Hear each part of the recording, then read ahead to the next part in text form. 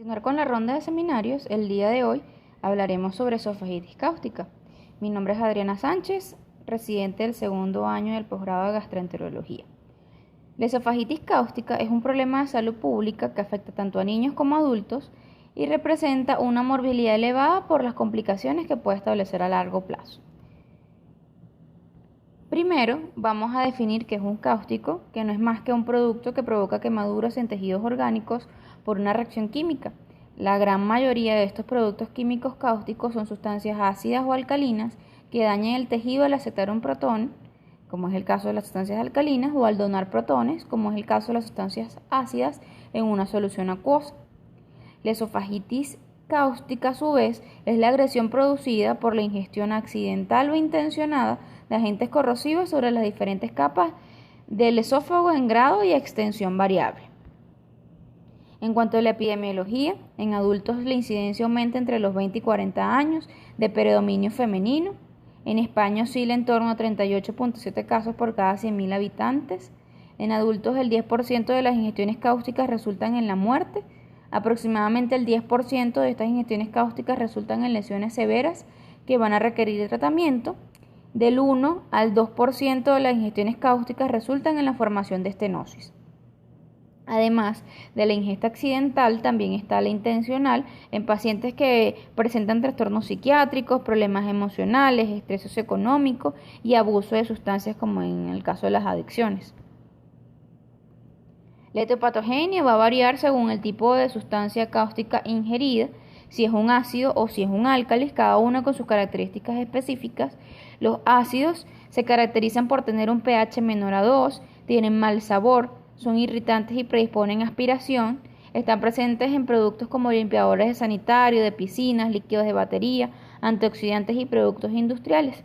Los álcalis tienen un pH mayor a 12, son insípidos, incolores disueltos en agua, tienen mayor poder de penetración, están presentes en productos como legias y afines, desincrustantes, pilas de botón, alisadoras de cabello, detergentes de lavavajilla y amoníaco.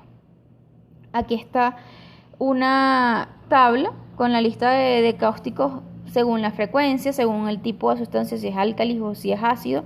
El álcalis generalmente en productos de limpieza domésticos en general, para hornos, limpia tuberías, agentes blanqueadores. En ellos está el cloruro de amonio, el hidróxido de amonio, el hidróxido de calcio, el hidróxido de sodio y de potasio, el fosfato sódico. Entre los ácidos están presentes el ácido clorhídrico, el ácido sulfúrico, el ácido acético. Y en productos como productos de limpieza de inodoro, limpiametales, tintes, disolventes para pinturas. Son los cáusticos más frecuentes. La fisiopatología: cada tipo de sustancia produce una lesión con un mecanismo fisiopatológico distinto. En el caso de los ácidos hacen daño tisular por coagulación y necrosis, al unirse con proteínas y formar proteínas ácidas, generando una escara que limita el daño a la profundidad de la mucosa. Los álcalis, a su vez, producen daño tisular por proteólisis, ocasionando necrosis de licuefacción y saponificación, lo que hace que el daño sea más profundo. Además, el fluido alcalino tiene una tensión superficial más fuerte, permanece en el tejido durante un periodo más prolongado, lo que empeora la lesión. La severidad va a depender de diferentes factores de riesgo. Dentro de ellos está el carácter, si es fortuito e intencional de la ingestión, las propiedades corrosivas de la solución ingerida, si es álcalis o si es ácido, con la fisiopatología antes descrita, el tiempo que el cáustico permanece en el contacto con la mucosa del esófago o del estómago, el volumen, la concentración y la forma física del agente que se ha deglutido. La historia natural de la ingesta de cáustico: el daño inicial desde el primer minuto y las horas. Ocurre primero un edema, congestión hemorrágica y necrosis de la mucosa. Entre el día 4 y 7 después de la ingesta hay desprendimiento de invasión bacteriana, aparece tejido de granulación, aparecen fibroblastos y las úlceras están cubiertas por fibrina. La reparación esofágica comienza en el día 10, después del 10.º día, y se repiteliza entre el primero y el tercer mes.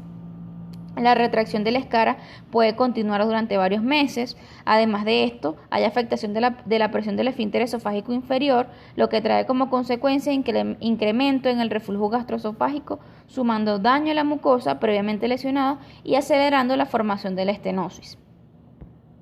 En cuanto al diagnóstico, el diagnóstico se hace mediante la clínica y los paraclínicos.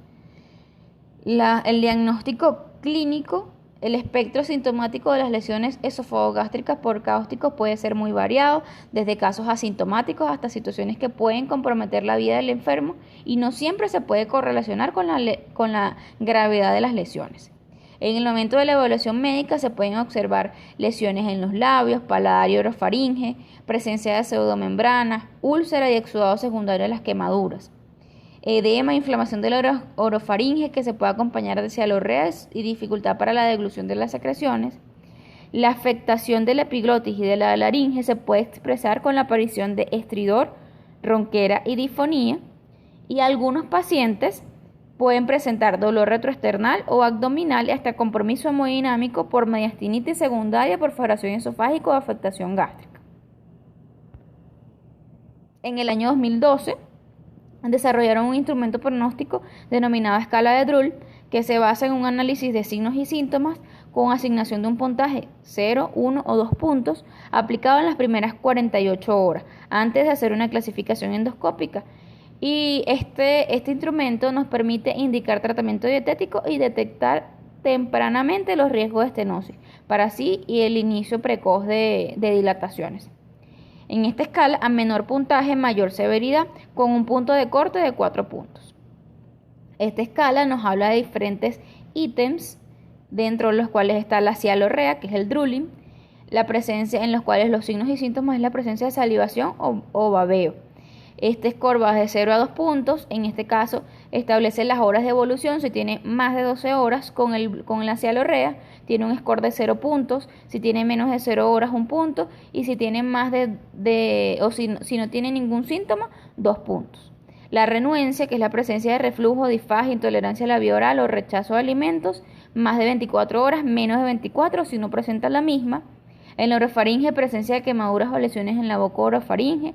Si presenta lesiones severas, 0 puntos. Si presenta edema o hiperemia, 1 punto. O si no presenta nada, 2 puntos. Otros síntomas como la presencia de fiebre persistente, hematemesis, dolor abdominal o retroesternal y disnea.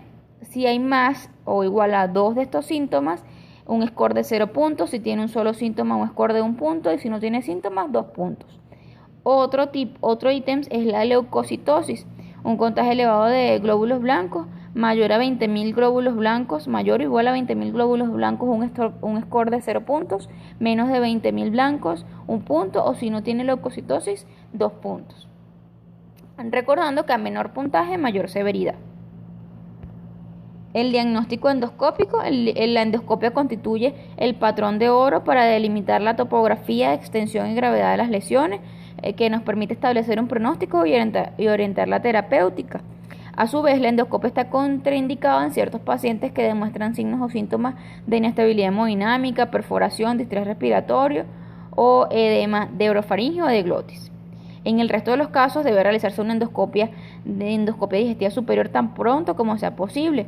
Generalmente se recomienda entre las primeras 6 y 48 horas de la ingesta del cáustico, de preferencia en las primeras 24 horas y no antes de las primeras 6 horas, porque puede conllevar el riesgo de subestimar el verdadero alcance de las lesiones, propiciando errores de planificación del tratamiento. Se señala que es seguro y confiable hasta 96 horas. Importante evaluar lesiones tanto esofágicas como gástricas y predecir el pronóstico y establecer un plan de manejo en este tipo de pacientes. No obstante, el uso de insuflación suave y con mucha precaución se puede realizar la endoscopia diagnóstica y dilataciones precoces entre el día 5º y 15º posingesta, ya que se describe la posibilidad de perforación esofágico-gástrica por reblandecimiento del tejido y la frialdad del mismo durante este periodo de curación. Otros autores prefieren no recomendarla. Es algo controversial este tema. La clasificación de Sargar está vigente desde 1991 y permite la descripción de las lesiones inducidas por cáusticos y tiene un potencial para establecer un pronóstico y orientar el tratamiento. Esta clasificación de Sargar va desde diferentes grados, desde grado 0 hasta grado 4.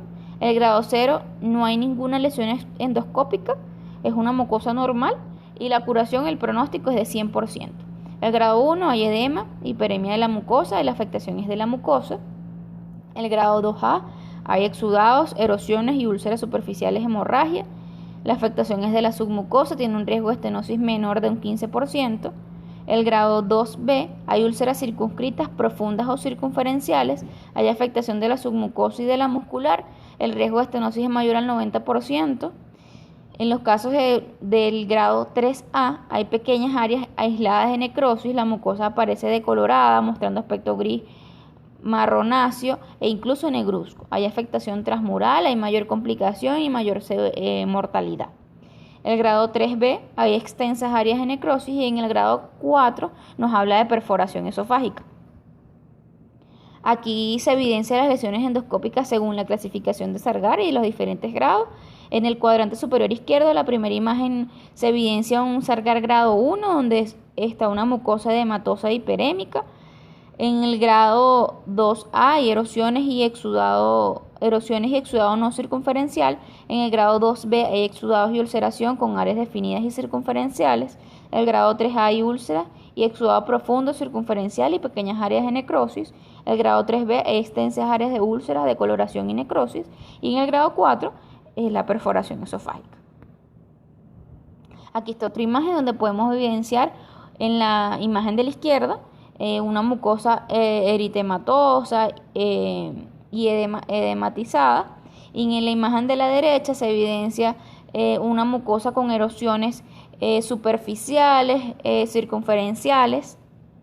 Aquí está otra imagen donde evidenciamos una mucosa en la imagen A, una mucosa hiperémica edematosa. En la imagen B vemos erosiones superficiales, circunferenciales. En la imagen C vemos presencia de ulceraciones profundas con sangrado activo. En la imagen D vemos áreas de necrosis aisladas y en la imagen E vemos extensas áreas de necrosis.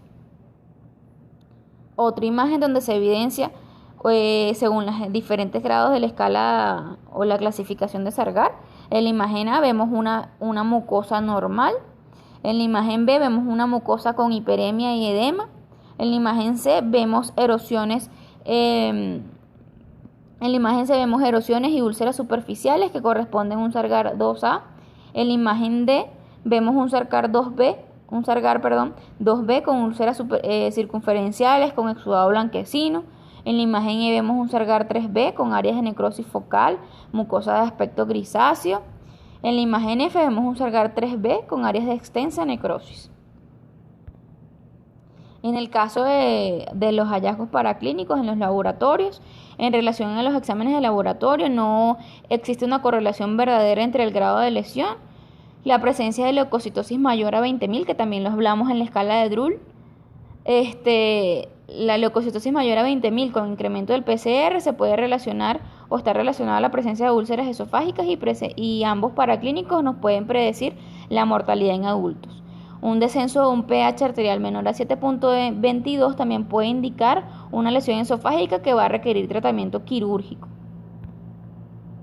El diagnóstico imagenológico, un estudio a solicitar de manera indispensable, es una radiografía simple de tórax, cuello o abdomen según la clínica que presente el paciente tras la ingesta del cáustico.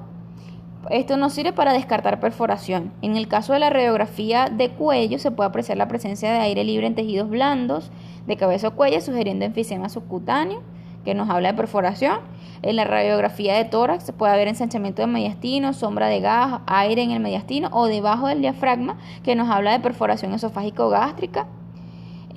También se puede complementar, además de la rayos X, se puede hacer un estudio complementario de una serie esófago-gastroduodeno para confirmar el hallazgo de perforación utilizando contraste soluble. Sin embargo, también hay literaturas que hablan de que puede haber cierto riesgo de irritación con perforación con el contraste soluble, por lo cual indican otros estudios, como es la tomografía.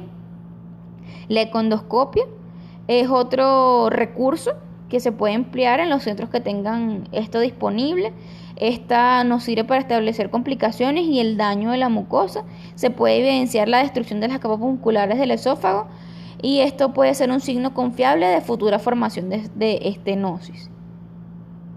Otro método diagnóstico y también su propia clasificación tomográfica o su propia clasificación de tomografía según la ingesta de cáustico es la clasificación de la tomografía, donde vemos los diferentes grados, grado 1, grado 2, grado 3 y grado 4.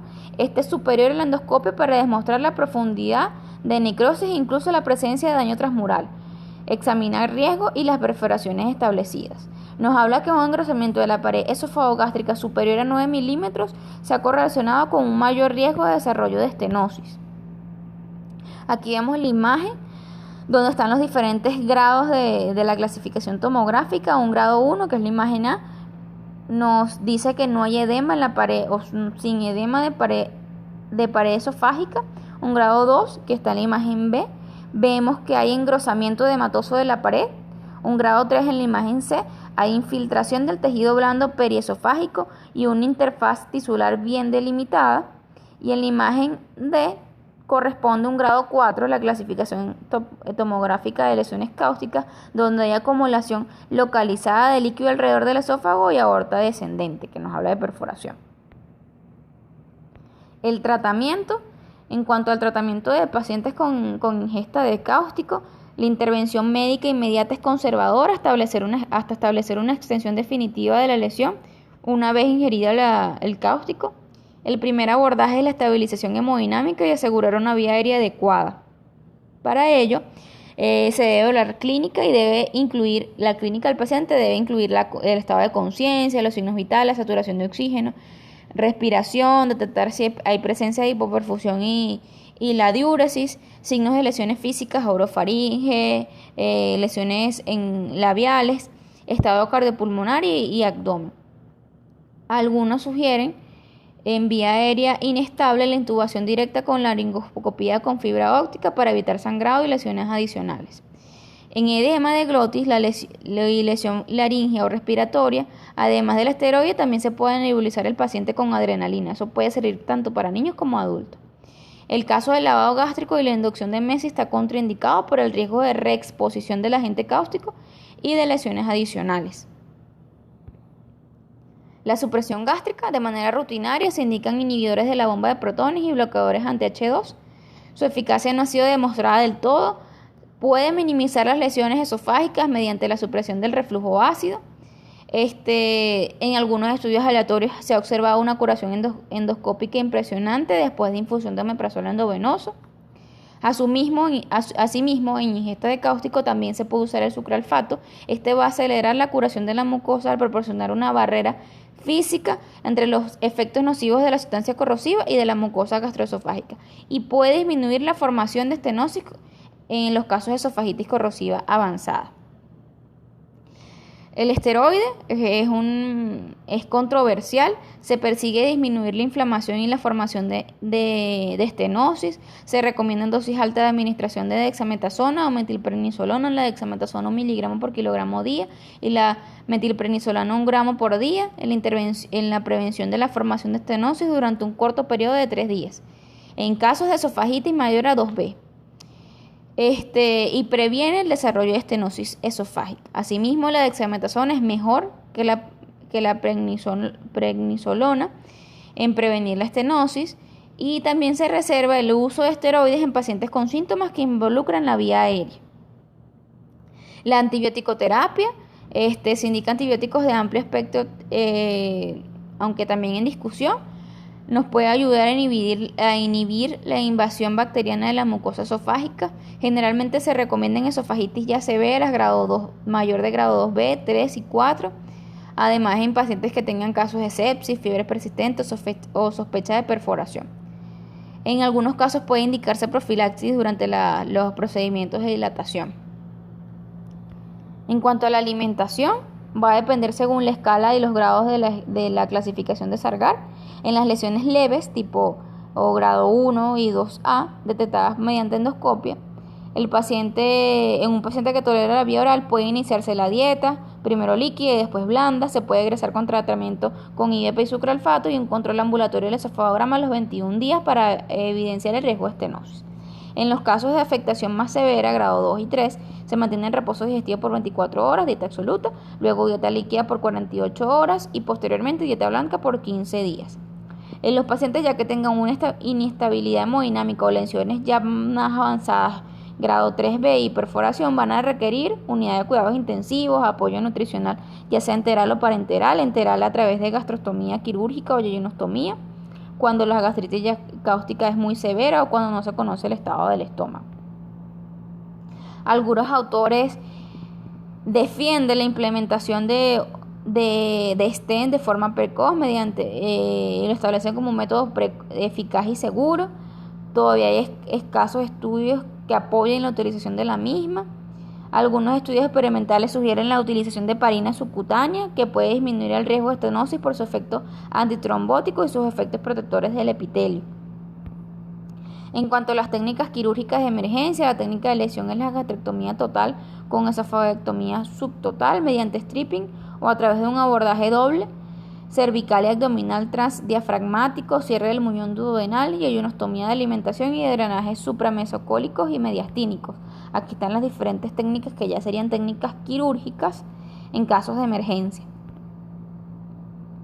El algoritmo de tratamiento, sabemos las medidas generales habladas anteriormente, garantizar la vía aérea, hidratación, tratamiento específico según los grados de la clasificación de Sargar. Si es un grado leve o grado 1 o grado 2A, alta médica del paciente, indicando inhibidores de bomba de protones, sucralfato, esofagograma control. En caso de ingesta de cáustico de manera intencional, interconsulta con psiquiatría, con trabajo social, dieta blanda durante 2 semanas posterior.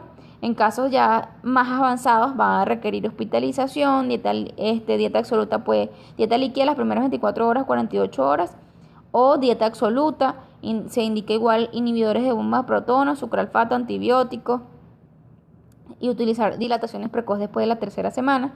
En los casos ya avanzados que requieran UCI, se deben hacer todo el protocolo de estudio, tomografía en los casos de los pacientes muy inestables, y cuando ya está un paciente más estable se realiza la endoscopia para hacer la clasificación adecuada. En los casos que se requiera gastrostomía o yejunostomía quirúrgica, y esofagogramas controles para ver y evaluar la utilización de dilataciones posteriores. En los casos de perforación esofágica, primero dieta absoluta, antibioticoterapia triple para cobertura de gram negativos, gram positivos y anaerobio, drenaje de tórax, nutrición parenteral total, ostomía quirúrgica, cirugía de defibrilación pulmonar, cierre esofágico por segunda intención. Eso es en los casos de perforación esofágica. Las complicaciones se dividen en agudas y crónicas. Las agudas, perforación y muerte. Las crónicas, la primera está la estenosis esofágica. 8 semanas posteriores de la ingestión, el 80% de los pacientes pueden desarrollar estenosis. Pueden ocurrir tan pronto como a las 3 semanas o tan tarde después del año. Entre otras complicaciones crónicas está el reflujo gastroesofágico por trastornos de motilidad, esófago corto, déficit pondoestatural, carcinoma de esófago. Los sobrevivientes con lesiones grado 2B o 3 pueden ser vigilados y detectar y tratar la estenosis retráctil. Un primer estudio varitado puede realizarse dentro de las primeras 2 semanas después de la alta hospitalaria, y estudios secuenciales cada 15 a 20 días hasta la 8ª semana. En esta imagen podemos evidenciar la presencia de un estudio varitado, un esofagograma varitado, en las primeras 2 semanas de la ingesta del cáustico, y las 6 semanas, un control a las 6 semanas, donde se ve o se aprecia una estenosis filiforme concéntrica larga que va a requerir tratamiento quirúrgico posterior. Dentro del tratamiento están las dilataciones esofágicas. En los casos de estenosis es el mejor tratamiento y se realiza entre la 12ª y la 15º día durante un periodo variable hasta lograr la rehabilitación completa. El momento más oportuno para su inicio es cuando aparece la disfagia entre el 3ª y 6ª semana. Se disponen accesorios como bujía, que son las sondas de Savary, y balones hidrostáticos. Cualquiera de estas técnicas, el objetivo es lograr el alivio de los síntomas, particularmente la disfagia, y mantener un diámetro luminal alrededor o hasta 15 milímetros. Aquí están los diferentes tipos de dilatadores de Maloney, Savary, balón hidrostático. Las técnicas de la dilatación esofágica, la dilatación temprana, a partir de la tercera semana, mantener un dilatador de la luz esofágica mientras se dilata, se procura la regla de los 3, nunca dilatar más de 3 dilatadores de diámetro progresivo creciente después de encontrar una resistencia considerable. De la dilatación semanal o quincenal, dilatar por programa no bajo demanda, y si se produce algún dolor torácico después de la dilatación, se debe descartar la perforación esofágica mediante un esofagograma contrastado. La estenosis cáustica, que no puede dilatarse a 14 milímetros en 5 sesiones realizadas en un intervalo de 2 semanas, se define como estenosis refractaria. En los casos de estenosis refractaria se recomiendan algunas técnicas o modalidades, incluida la electrocisión e inyección de esteroides intralesionales, como es el caso del Kenacor, donde se utiliza 1 mililitro diluido en 2 cc de solución, inyectados en 4 cuadrantes, en los sitios de estenosis, inyección de mitomicina C en el sitio de la estenosis, con las dilataciones posteriores a las dilataciones, mejora la respuesta a las dilataciones, inhibe los fibroblastos de la proliferación, inhibe la formación de cicatriz. También está el uso del estén esofágico. Aquí tenemos la progresión después de la ingesta del cáustico. A los minutos y segundos puede haber necrosis, entre las 24 y 72 horas puede haber perforación, necrosis, perforación, formación de úlceras, entre el 14 y 21 días la fibrosis, después de la semana y años la estenosis, y después de décadas el carcinoma, que es el peor pronóstico. La bibliografía donde sacamos el seminario, y muchas gracias.